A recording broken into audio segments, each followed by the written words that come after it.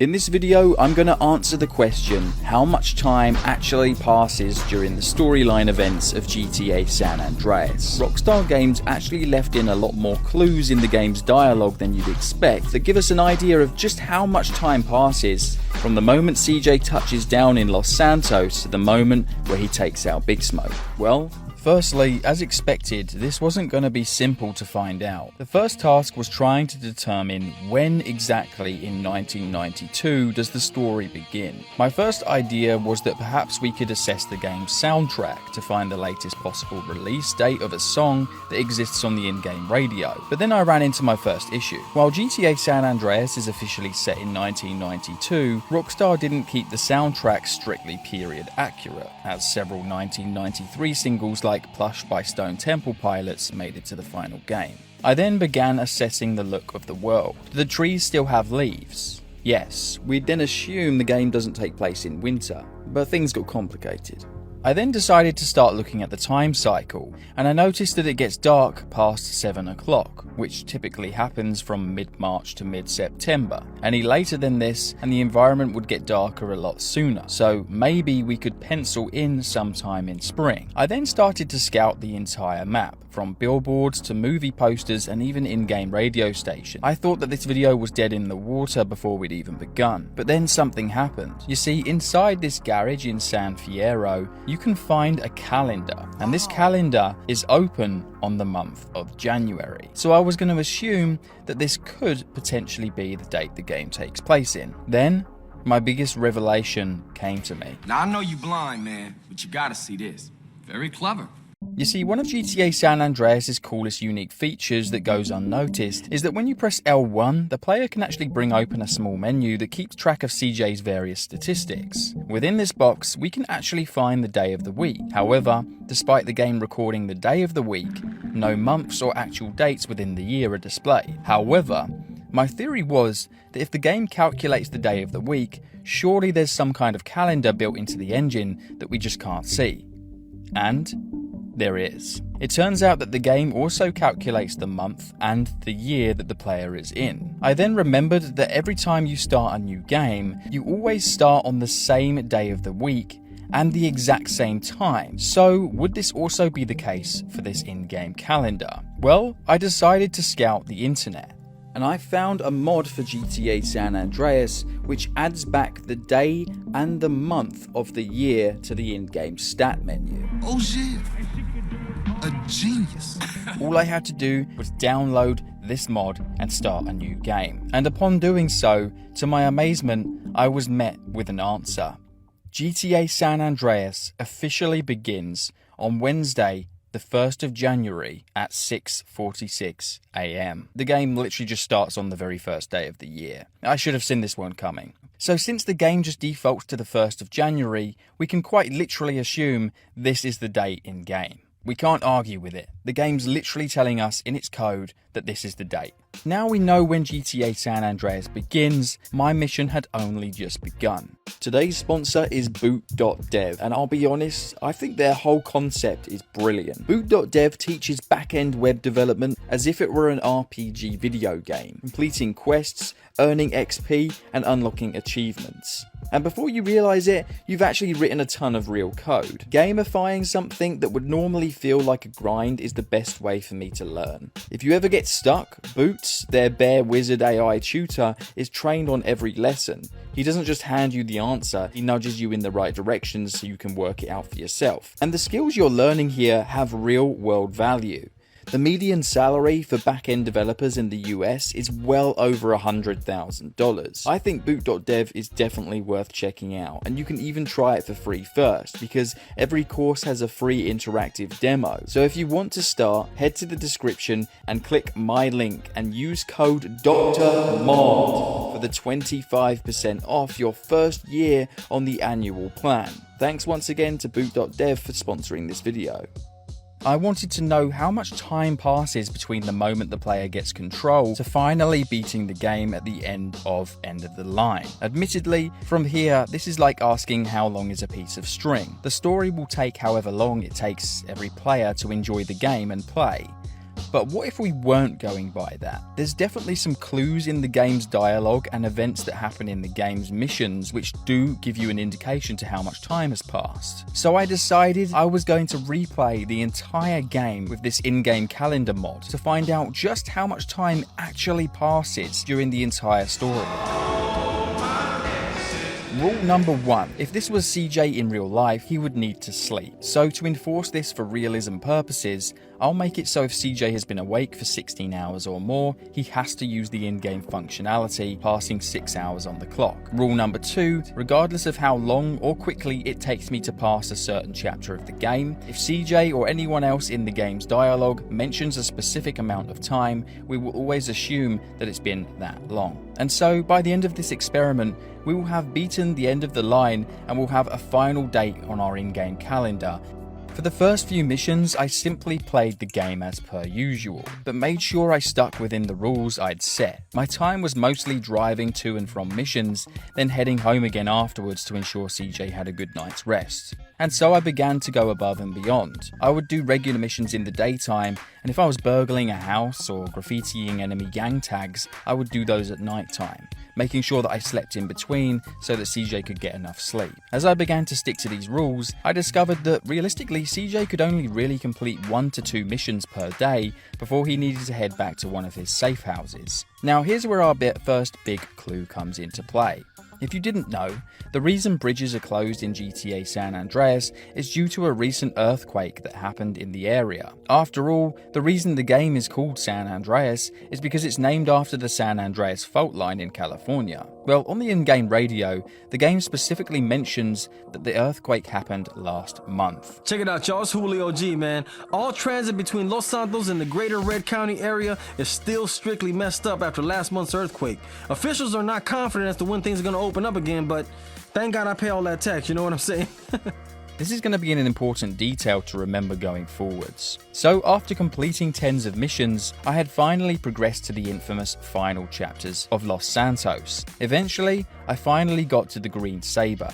And in this mission, CJ is ultimately arrested while defending his brother's suite in a shootout. And as a result of this, Officer Tenpenny and Frank Pulaski take CJ out to Angel Pine, which is where the game officially unlocks the second island. This then prompts another in-game radio announcement to play, stating that last month's earthquake that shook the bridges is still causing delays, confirming that by the time CJ gets to Angel Pine, not even 1 month of time has passed. So we can assume that at this point in the game, we're still in January. And lo and behold, by the time I'd unlocked Angel Pine, I was in fact still in January. And so for the next few days, CJ carries out his dirty work for the crash officers in Angel Pine. But meanwhile, he begins dating Catalina in hopes to earn some quick money. We can safely assume that all of Catalina's missions likely happened on separate days, because each one is hilariously meant to be a separate date. So we can assume that at least a week passes by the time CJ is finished with Catalina. From here, Caesar calls CJ and invites him to participate in a series of races with Woozy Moo. Through these races, CJ wins a pink slip which gives him the deeds to the garage we mentioned earlier in San Fierro. At this point in time, it's now February for me in-game, and this is where something very interesting happens. During the mission Wear Flowers in Your Hair, CJ recruits Jethro, Dwayne and Zero to help revive the Doherty garage, and in this cutscene, CJ can be heard explicitly saying after a week of graft, it will turn this dump into a working shop. A week of hard work, and we'll transform this place. Hey, Caesar, come over here. This would then imply to us that the next few missions that has CJ working at the garage in Doherty takes place over around a week or so. And this actually makes total sense, because this happens straight after CJ finishes doing races with Woozy. Well, by the time CJ meets with Woozy again in San Fierro in the mission Mountain Cloud Boys, CJ finds out for the very first time that Woozy is actually blind. And CJ specifically refers in this dialogue as to racing Woozy only just last week. You know of the boss's curse? Curse? Nah. He's blind. Blind? But we was just racing cars last week.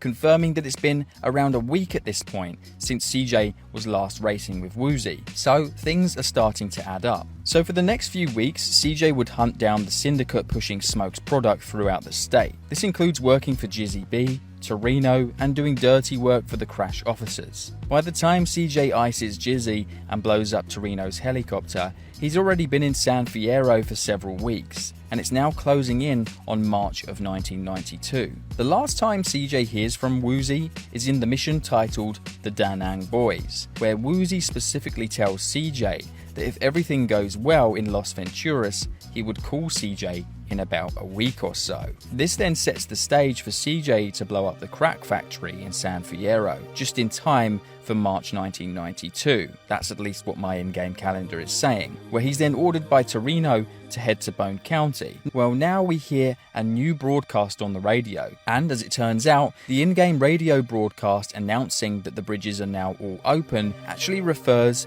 to the earthquakes as something or an event which happened several months ago now. Work is finally complete linking Red County and Bone County once more, following months of disruptions, trouble, and all that sort of crap. The Mako Span, Fallow Bridge, Martin Bridge, and Frederick Bridge have all reopened.